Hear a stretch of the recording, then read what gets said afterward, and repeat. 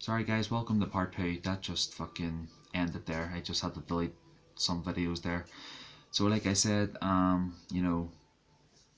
remember where I said now, but this is part 2 because part 1 ended there because my storage was too high. I had to delete some stuff.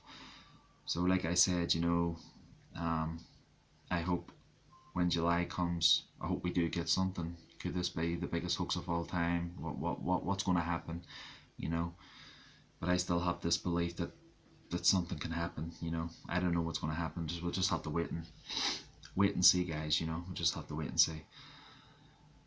And watching that video of Dr. Conrad Murray, I've been waiting for another video for a long time, since the last video he done with Don, when Don questioned him about Michael Jackson, and this new video was just 2 weeks ago when the doctor was asking Dr. Murray about the recording that Dr. Murray made on his phone, and the same bullshit, why would anybody do that recording? I don't know why anybody would do that of Michael Jackson heavily sedated on propofol. Dr. Murray did say that he didn't even know that recording was there, but that's a load of nonsense. How would you not know it was there? He was the one that videoed it, But anyway, but it's just, I'm just going to play the video, and I'm just going to show you guys of how ridiculous this guy is, because same story, same bullshit, same this and that. There's never nothing new. It's always the same story. Yes, he keeps changing it every time someone he does the video with. A lot of people think he's doing these shows for the money, and then his title, "This Is It," that Conrad Murray stole from Michael Jackson, because Michael Jackson was "This Is It."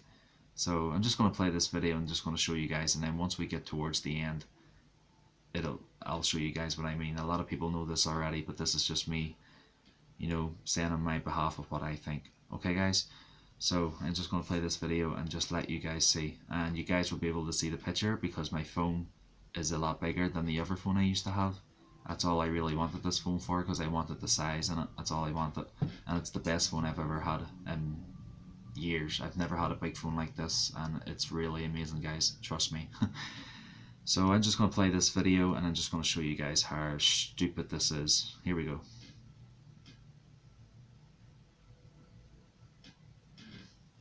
We're back investigating the death of superstar Michael Jackson. The doctor who was convicted of involuntary manslaughter in Jackson's death is here today. After serving 2 years in prison, Conrad Murray is speaking out and revealing who he says is really to blame. Thank you for being here, sir. Welcome, Doctor. So let's start at the beginning of the relationship. When you first met Michael, what was your impression with him? What was he like? Well, he was a very polite, very soft-spoken gentleman.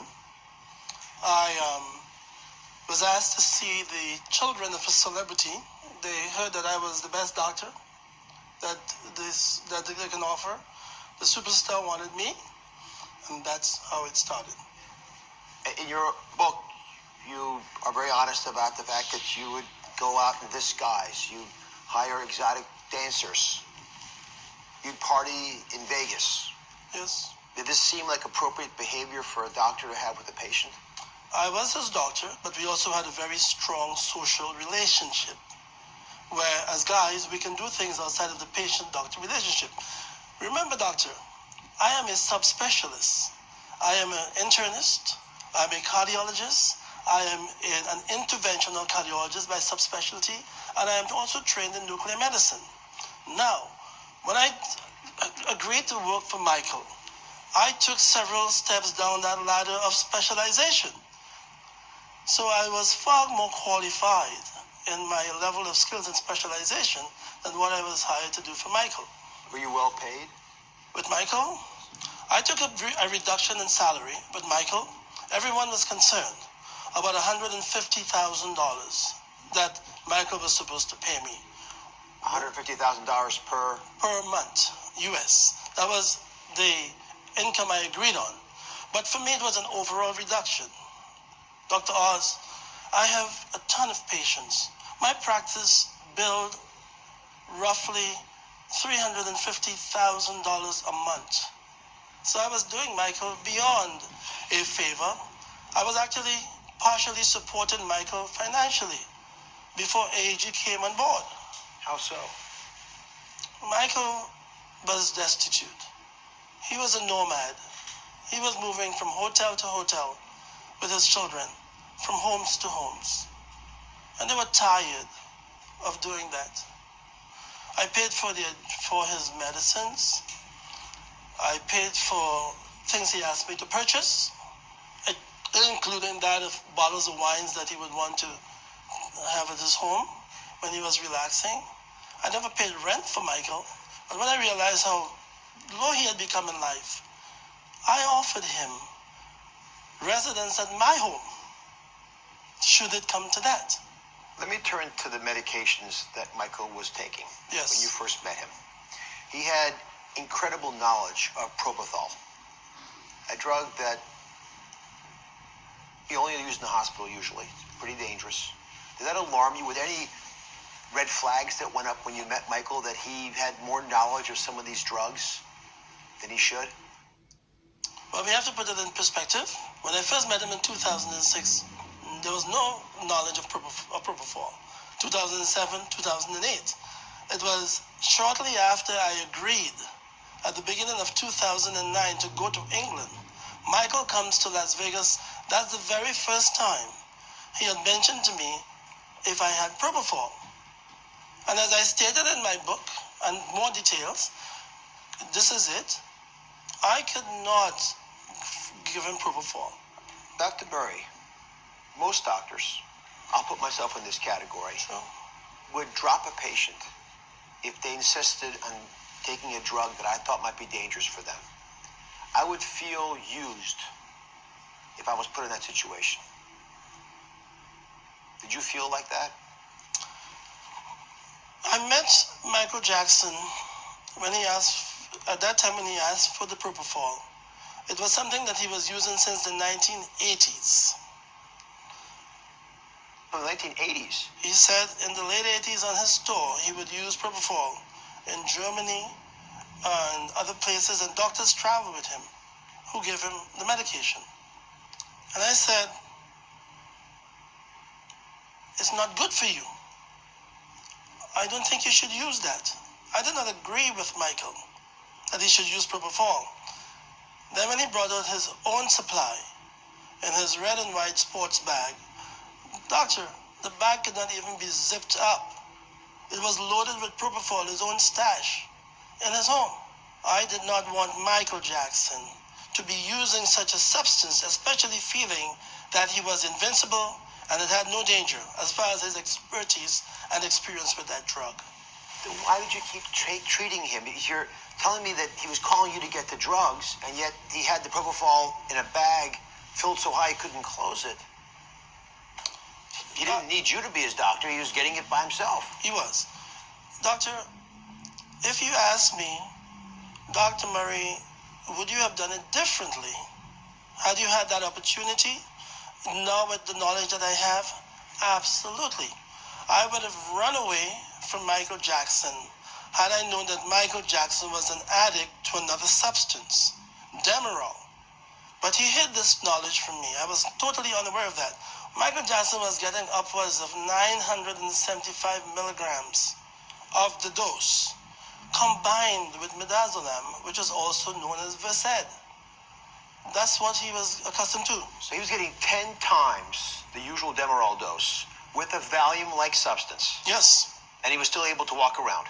The last 60 days of his life, how many times do you think he received Demerol in those enormous quantities? 51 times, the evidence of the trial will tell you, in the last 60 days of his life. Dr. Murray, you were taking care of him. You're his primary caregiver. How is it possible you would not know that? Well, doctor, it's the same as you wouldn't. Do you think that every patient that comes to you give you the total truth? No, but I'm not living with my patients. I'm not going to Las Vegas with my patients. I'm not hiring exotic dancers with my patients. I'm not spending all my time with an individual. I probably would have noticed something. Michael Jackson hid from me that addiction. Was it my fault that he did that? Possibly could have been. because I am totally averse to drug addiction. And we're back with Dr. Conrad Murray. So, when I graduated from medical school, Yes. I recited the Hippocratic Oath. You Yes. probably did as well. Sure. The most compelling line is, do no harm. Sure. Do you... Sorry about that, guys. You know, throughout that whole video, what you guys have just heard and what I have heard,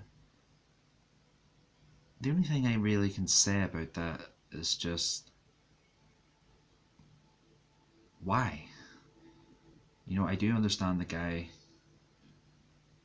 saying, like, why would a doctor go to Las Vegas, hire dancers and this and that and whatever what the guy said. You know, it just doesn't make sense. You know, like, maybe, you know, someone did say in the comments, you know, that Michael Jackson didn't hire Dr. Murray, AEG did. I really don't know, guys. I don't know how they answer that. The only person who knows what happened on that day is Dr. Murray, yes, but we want to know what really happened. Who was there? I mean, the doctor was there. How did Michael Jackson really die? Who was there? Who was with him? Who was with him last? What was he doing? You know? It's really interesting. Like, I mean, who knows what went on in that bedroom? I'm telling you guys, who knows what went on in that bedroom? You know, if the doctor was there, he shouldn't have left the room. He shouldn't have risked it of leaving the room. He should have stayed with Michael. You know, there should have been someone there. You know what I mean? But I'm just going to play the rest of this video, guys, and just let you see how, you know, complicated this video is, okay? Feel like you fulfilled that oath with Michael Jackson? I feel that I have fulfilled that oath with Michael Jackson. I felt if I had more information from Michael Jackson, I would have handled Michael differently. Do you feel anything you did was unethical? Dr. Oz, I met an abnormal situation. I could have run away. If I with the knowledge that I have today, certainly I would do differently. I wish Michael, for his own sake, would have told me the truth about himself. So I want you to listen to a recording that you're aware of because you made it. And this is the video of the recording that Dr. Murray did, and the doctors that is talking to Dr. Murray is going to play the video. So here we go, guys. Sure. This is the recording you made while he was sedated on propofol. Take a listen. My show. I want to say, I've never seen nothing like this in my life. Go. I've never seen nothing like this. Go. It's amazing. He's the greatest entertainer in the world. I asked you if you'd done anything unethical. I wouldn't record a patient of mine who is barely conscious. I wouldn't do it to a friend either. Why did you make that recording? This recording was done inadvertently.